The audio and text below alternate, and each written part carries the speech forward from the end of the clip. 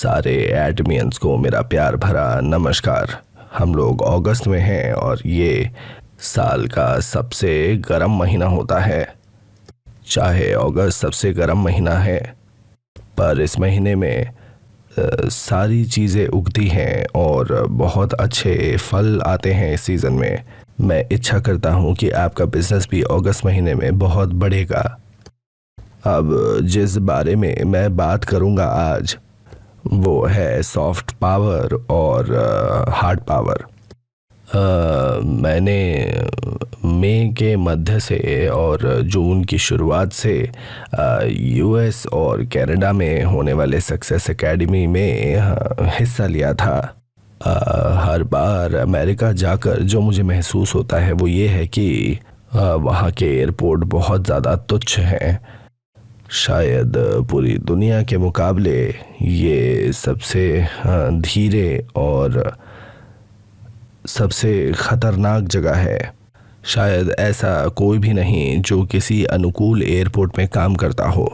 फिर ऐसा क्यों है कि हर कोई और उनके कुत्ते अमेरिका जाना चाहते हैं? क्यों इतने सारे लोग यूएस जाते हैं? उदाहरण के तौर पर जब अटलांटा जॉर्जिया में सक्सेस एकेडमी हो रही थी, मुझे मौका मिला कोका कोला के हेडक्वार्टर्स में जाने का, जहां मैं काफ़ी बार जा चुका हूं। वहां पर एक पीआर रूम है और वहां आपको मुफ्त में नहीं जाने दिया जाता। आपको एक एंट्रेंस फीस भरनी पड़ती है। इसके साथ साथ उनकी बॉडी इंस्पेक्शन उतनी ही कठोर होती है जैसी एयरपोर्ट की। फिर भी वहां इतने लोग हैं क्योंकि ये जो अमेरिकन्स हैं ये बिजनेस में महारत ही होते हैं। आप उस जगह से नहीं निकल सकते जब तक कि आप किसी मार्केट या सोवेनियर शॉप में टूर के बाद नहीं चले जाते हैं। और कोका कोला के साथ भी ठीक यही चीज़ थी। वो वहाँ पर कम गुणवत्ता वाली चीज़ें बेचते हैं। जो चीज़ें बिकती हैं उन पर कोका कोला का लोगो लगा होता है और इन्हें बहुत उच्च दामों पे बेच। इसके बावजूद भी लोग यहाँ से चीज़ें खरीदते हैं। ऐसा क्यों? मुझे लगता है ये अमेरिका का सॉफ्ट पावर है। जोसेफ नाए एक पॉलिटिकल साइंटिस्ट है गवर्नमेंट के कैनेडी स्कूल में, और उन्होंने हार्वर्ड यूनिवर्सिटी में कहा कि जो इन्फ्लुएंस यूएस को मिलती है वो है सॉफ्ट पावर से, ना कि हार्ड पावर से। और इसी तरह से सॉफ्ट पावर शब्द आया था। उन्होंने ये भी कहा था कि कल्चर से सॉफ्ट पावर की उत्पत्ति हुई है। जिस कल्चर के बारे में यहाँ बात हो रही है उसका एक बहुत बारीक डेफिनेशन है, ना कि ये एक टिपिकल कल्चर है।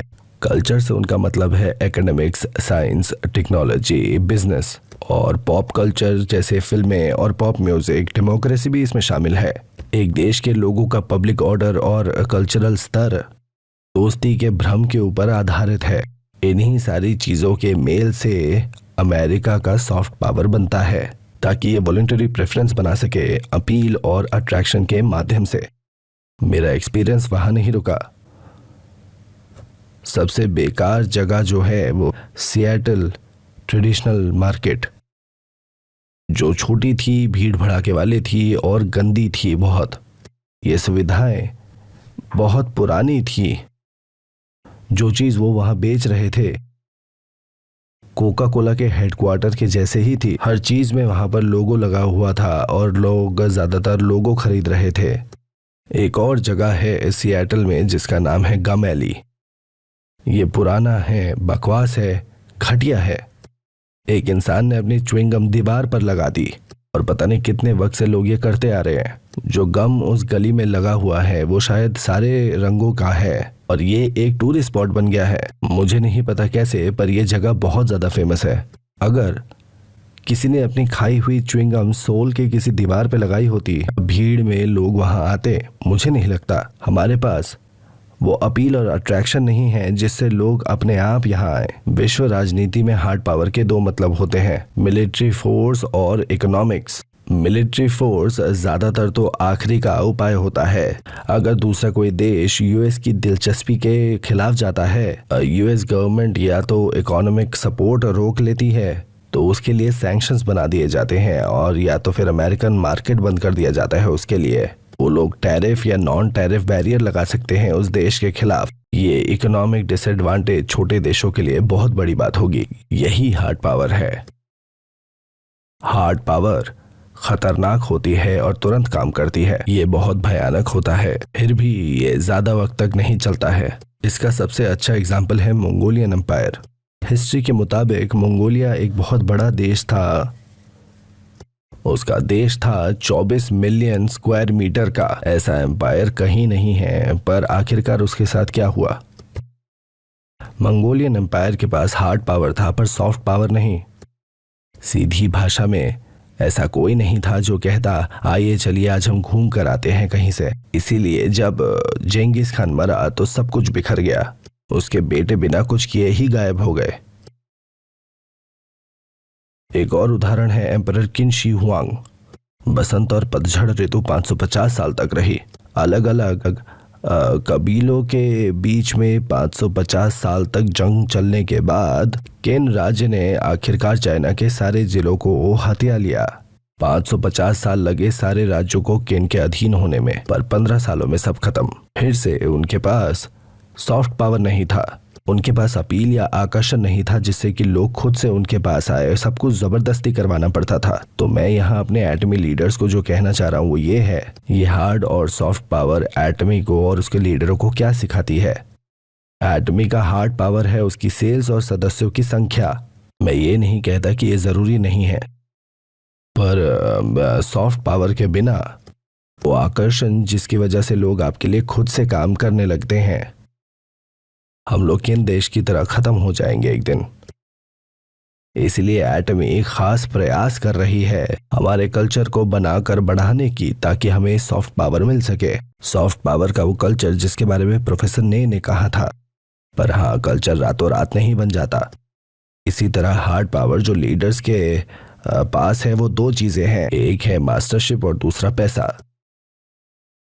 ये चीजें हार्ड पावर कभी खुद से रिस्पेक्ट नहीं पैदा कराती। हार्ड पावर से ईर्ष्या या द्वेष पैदा हो सकता है, तो हार्ड पावर अकेले कभी इज्जत नहीं पैदा करवा सकती।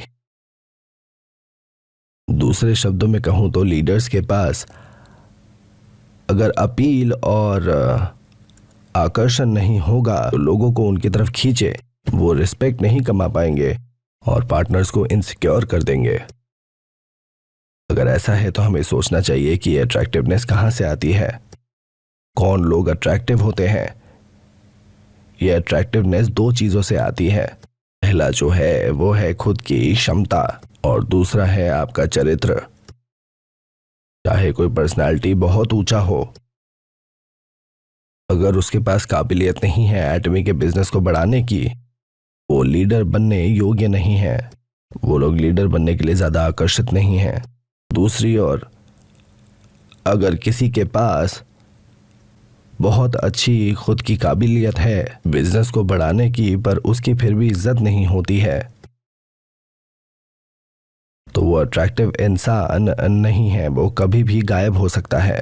काबिलियत या कैरेक्टर नहीं है तो फिर आपको इज्जत नहीं मिलेगी, आपका कोई मोल नहीं होगा। आप सब लोग इस कठोर बिजनेस में साथ में हैं। क्या आप नहीं चाहेंगे कि आपकी लाइंस लंबे समय तक रहे? आप मजबूती के साथ खड़े रहिए और इज्जत कमाइए, और आपके रिटायरमेंट के बाद भी अपनी इनकम अपने बच्चों को दे जाइए। वो आपको हमेशा याद रखेंगे। अगर आप ये चाहते हैं तो आपके पास सॉफ्ट पावर होनी चाहिए। आपको एक अच्छा इंसान होना चाहिए। क्षमताओं को मेहनत से और पढ़ाई से सुधारा जा सकता है, पर इसके अलावा कैरेक्टर के बारे में क्या? इतनी सारी चीजें हैं जिससे कैरेक्टर बनता है, पर मैं आपके लिए सबसे जरूरी दो के बारे में बात करूंगा। पहला है दूसरों के बारे में सोचना।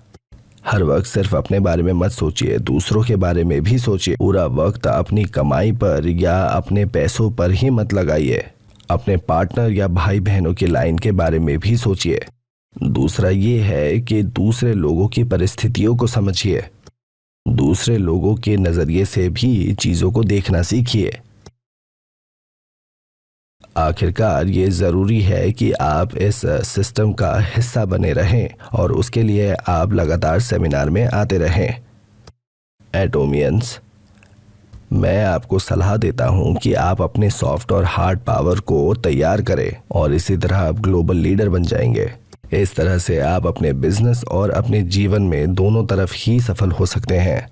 इस गर्मी के मौसम में भी आप अपने मेहनत से अपने आप को सफल बना सकते हैं। धन्यवाद।